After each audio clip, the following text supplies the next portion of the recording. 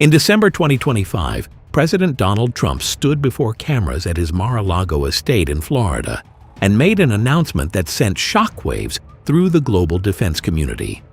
The United States Navy would build a new class of warships unlike anything the world had ever seen.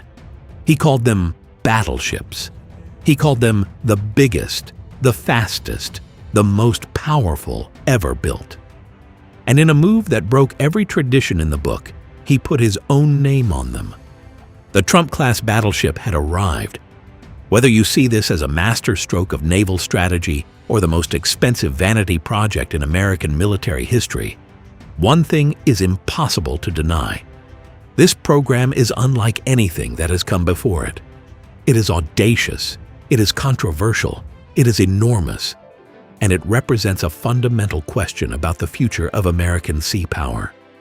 This is either America's most powerful weapon or its most expensive mistake, and nobody knows which yet. Let's dig in. To understand why this ship matters and why it has generated such fierce debate, you first need to understand the world it was born into. The United States Navy is the most powerful in the world, but power is relative, and it is shifting. China's People's Liberation Army Navy has been on a relentless building spree for over a decade. In sheer hull count, it now outpaces the U.S. Navy. China is commissioning destroyers, frigates, amphibious assault ships, and submarines at a pace that would have seemed impossible 20 years ago. The gap between American and Chinese naval forces is closing faster than many in Washington are comfortable admitting. At the same time, the Navy has been struggling with its own shipbuilding problems at home. The Zumwalt-class destroyer, a futuristic stealth ship designed to be the vanguard of 21st century surface warfare, began life as a program intended to produce 32 ships. Budget overruns and spiraling costs reduced that number to just 3. The Constellation-class frigate, the Navy's most recent attempt to add a new class of surface combatants, was canceled outright after chronic design problems, and workforce challenges made it unworkable. The next-generation destroyer, known internally as DDG-X, stalled out after years of development. Due to design compromises, the Navy ultimately decided it could not live with. In short, the world's most powerful Navy was falling behind on building new ships, watching its adversary grow, and running out of runway on its existing programs. Into this vacuum stepped the Trump administration with a simple, if staggering, proposition. Build something so powerful, so transformative, that it resets the equation entirely. Don't chase the old programs. Don't compromise. Go bigger. The first ship of the class has been named USS Defiant, designated BBG-1. The BBG classification itself is new. A guided missile battleship, a category that has never existed in the U.S. Navy before. The ship is expected to displace approximately 35,000 tons. It will stretch over 840 feet in length, more than 2 football fields end to end. To put that in perspective, today's Arleigh Burke destroyers, the workhorses of the U.S. surface fleet, displace around 10,000 tons. The Zumwalt class, at 15,000 tons, was considered enormous for a destroyer. The Trump class would dwarf both of them. It would be the largest surface combatant in the United States Navy, smaller than an aircraft carrier, but larger than anything else that floats under the American flag. And the weapons it will carry are extraordinary. At the heart of the ship's primary battery is a 128-cell Mark 41 vertical launch system, the gold standard of missile launch infrastructure in the U.S. Navy, capable of firing a wide range of munitions. Alongside it will sit a surface-launch cruise missile nuclear system, giving the ship the ability to fire nuclear-tipped cruise missiles from the surface of the ocean. This is a capability the U.S. has not had on surface ships since the Cold War. There will also be a 12-cell conventional prompt strike hypersonic missile system, the same technology being developed to hit targets anywhere on Earth within an hour. The secondary battery is where things get even more remarkable. The ship is planned to carry a 32 megajoule electromagnetic railgun, a weapon that fires projectiles using magnetic force rather than chemical propellants, achieving muzzle velocities that conventional guns cannot approach. Two standard 5-inch naval guns round out the conventional gunnery capability.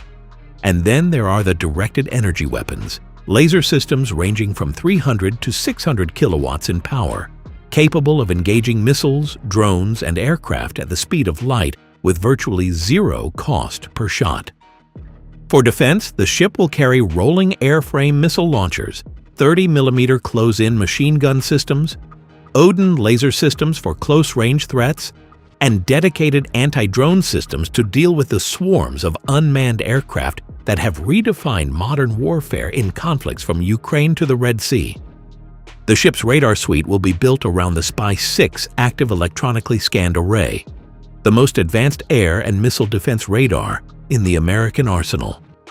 Its electronic warfare package will include the latest Block 3 surface electronic warfare improvement program systems, and its power generation architecture will be unlike anything previously installed on a surface combatant. A sophisticated integrated power system designed to feed the enormous energy demands of directed energy weapons and electromagnetic systems. It is, on paper, the most heavily armed surface warship ever conceived. The announcement of the Trump class did not happen in a vacuum. It was part of a broader naval strategy the administration has branded the Golden Fleet, a comprehensive effort to revitalize American shipbuilding and expand the Navy's fighting force. Navy Secretary John Phelan described the battleship as just one piece of this larger vision, alongside a new frigate class and a long-term ambition to grow the fleet to meet the challenge posed by China. The administration initially signaled that construction could begin almost immediately, with a goal of eventually building between 20 and 25 ships. The Navy's actual budget documents tell a more measured story. Across the 5-year defense budget horizon, the Navy plans to spend $43.5 billion in procurement funding on the program, before factoring in the billions more in research and development. In fiscal year 2027 alone, the Navy is requesting approximately $1 billion in advanced procurement funding and $837 million in research and development funding just to get the design work underway.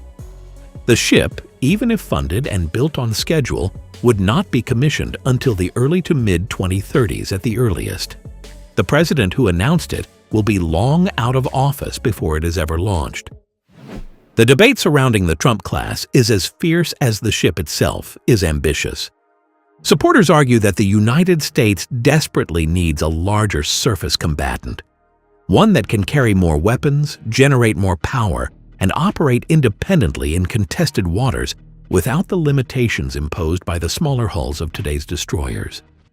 The Navy itself has said the ship will be able to do many things our DDGs cannot, and that its size allows for capabilities that were simply impossible to fit onto the platforms currently in service.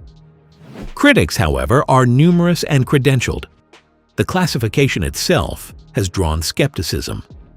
Analysts at the Center for Strategic and International Studies have noted that the term battleship has historically meant heavy armor and large-caliber guns, neither of which the Trump class possesses in traditional form. Its profile, they argue, more closely resembles a guided missile battlecruiser, similar to Russia's Kirov class, than any historical American battleship. Others see it as essentially a very large destroyer, regardless of the label. The cost is a serious concern. The Navy's Zumwalt program collapsed from 32 ships to 3 primarily because the unit cost spiraled beyond what Congress would fund. The Constellation-class frigate was canceled entirely. Critics warn the same fate awaits the Trump class. CSIS analyst Mark Kansian has suggested bluntly that the ship will never sail, that its cost will prompt a future administration to cancel the program before the first ship touches water. The strategic logic has also been questioned. Modern naval doctrine increasingly favors distributed operations, spreading combat power across many platforms to reduce the risk of catastrophic single-point losses. A 35,000-ton battleship costing $17 billion is the opposite of distributed. It is a single, enormous target, what some analysts have called a bomb magnet. The size and prestige of such a vessel make it an even more tempting target for adversaries armed with hypersonic missiles and swarming drones. The departure of Navy Secretary Phelan from his post shortly after the program's public milestones at the Sea Air Space 2026 exposition added another layer of uncertainty. He had been the program's most visible champion within the administration. The question right now is whether the United States has the industrial capacity, the budget discipline, and the strategic patience to actually build it. History is not encouraging. American defense procurement is littered with programs that promised revolutionary capability and delivered cost overruns, delays, or cancellations. The F-35 took decades. The Zumwalt became a cautionary tale. The littoral combat ship was a near disaster. Building something truly new, truly unprecedented in the current defense industrial environment is extraordinarily hard. But then again, so was building the Iowa class. So was building the Enterprise. So was every truly transformative weapon system that America has ever produced. The Trump-class battleship is not yet a ship. It is a design, a budget line, a set of ambitions. Whether USS Defiant ever sails is a question that will be answered not on the ocean, but in the halls of Congress, in the shipyards of Philadelphia and Newport News, and in the budget offices of administrations that have not yet taken power. And what do you think about this? Share your thoughts in the comments below.